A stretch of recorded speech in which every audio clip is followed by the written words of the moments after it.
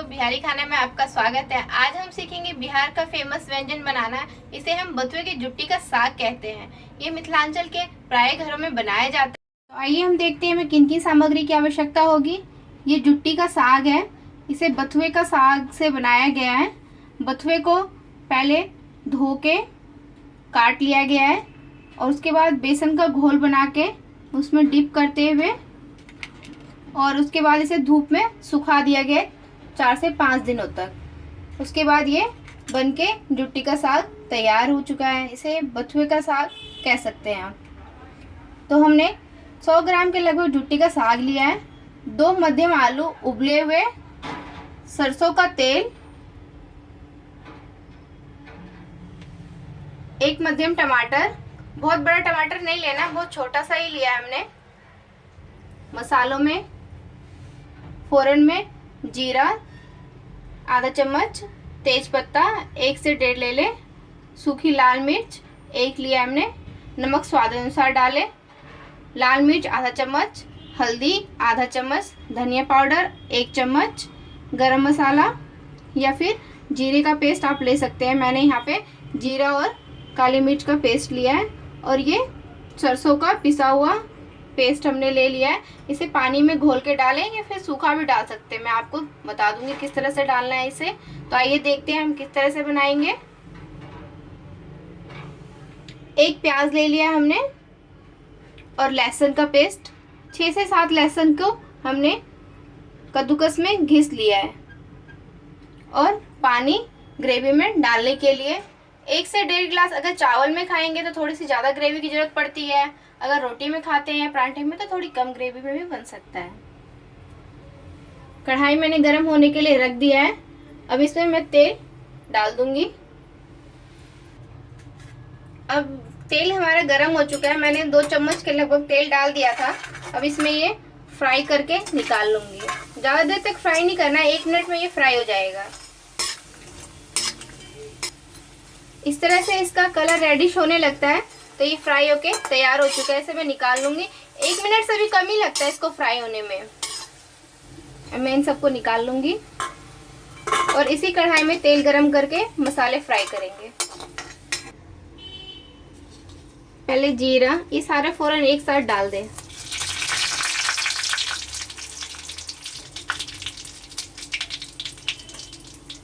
जीरे का colour change होने लगेगा तो फिर हम लहसुन का पेस्ट डालेंगे।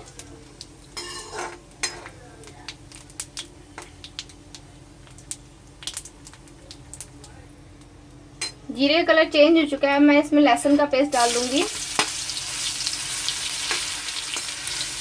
लहसुन को डालने के साथ ही हम प्याज डाल देंगे। अब इसे 2 मिनट तक फ्राई करूंगी। आंच को मध्यम आंच पे ही रखना है। और ये हमारा प्याज फ्राई हो चुका है। अपना कलर चेंज कर होने लगा है इसका, हल्का सा रेडिश टाइप का। अब इसमें नमक डालूंगी। नमक स्वाद अनुसार ही डालें। लाल मिर्च, अगर आप तीखा ज़्यादा खाना चाहते हैं तो आप ज़्यादा मिर्च डाल सकते हैं। मैंने आधा चम्मच डाला था। हल्दी, धनिया थोड़ा रुक के देंगे।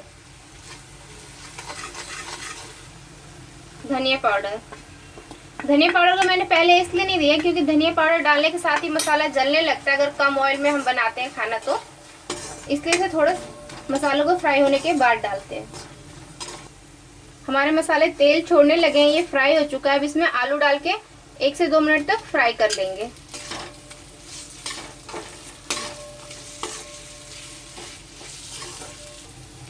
अब मैं इसमें टमाटर डालूंगी। टमाटर का थोड़ा सा ज़्यादा गला हुआ ना रहे, मुंह में आता है टेस्ट तो अच्छा लगता है, इसलिए मैंने इसे लास्ट में डाला है। आप चाहे तो आलू से पहले टमाटर फ्राई कर सकते हैं।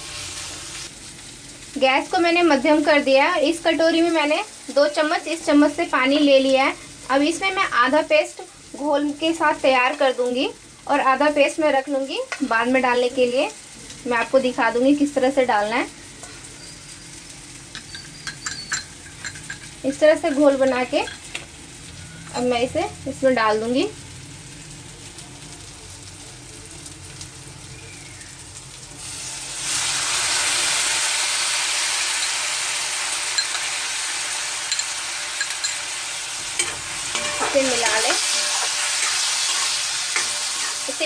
इसे 2 मिनट तक पकने दूंगी।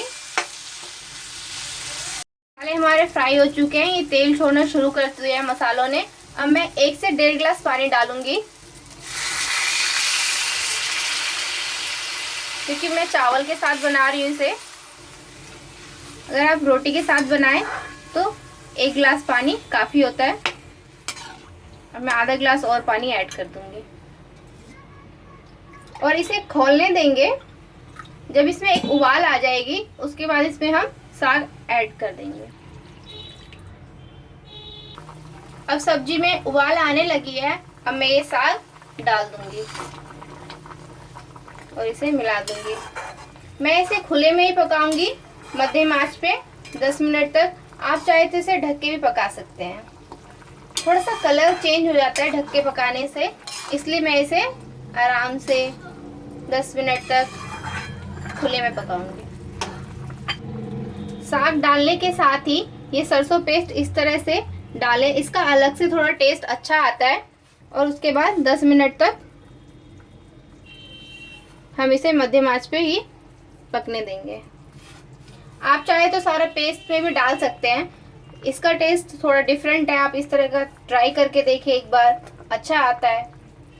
और लास्ट में फिर हम जीरा और काली मिर्च का पेस्ट बनने के बाद डाल देंगे। ये हमारा साग की सब्जी बनके तैयार हो चुकी है।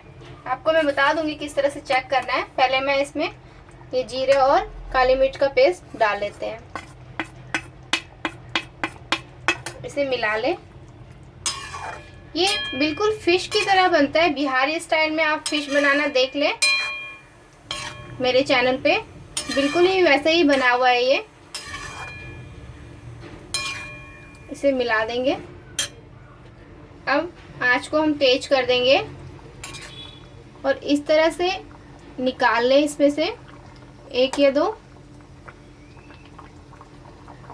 उसके बाद प्लेट पे रखते हुए इस तरह से हम, ये देखिए ये अलग होने लगा है, ये इजीली दबने लगा है, तो इसका मतलब ये तैयार हो चुका है। ये बहुत देर तक इसको हम पकाएंगे तो ये सारे अलग अलग हो जाएंगे, तो वो अच्छा नहीं लगेगा। इस तरह से हमें देख लेना है। ये दोस्तों तेज आंच पे उबाल आ चुका है। अब ये हमारा सब्जी बनके तैयार हो चुकी है। अब मैं इसे सर्व करूंगी। तो हमारी सब्जी बनके तैयार हो चुकी है। ये एकदम फिश की तरह होती है, ये दिखने में फिश की तरह लगती है और ये बनती भी फिश की तरह ही है। दोस्तों ये मिथिलांचल में काफ़ी फेमस है। आशा करे छी आ सबके हमारी डिश बहुत पसंद आयल है। तो दोस्तों मेरा ये वीडियो पसंद आया तो मेरे चैनल को सब्सक्राइब कीजिए, लाइक कीजिए, अपने दोस्तों में शेयर कीजिए ताकि मेरी आने वाली वीडियो मिस ना हो। Thank you for watching.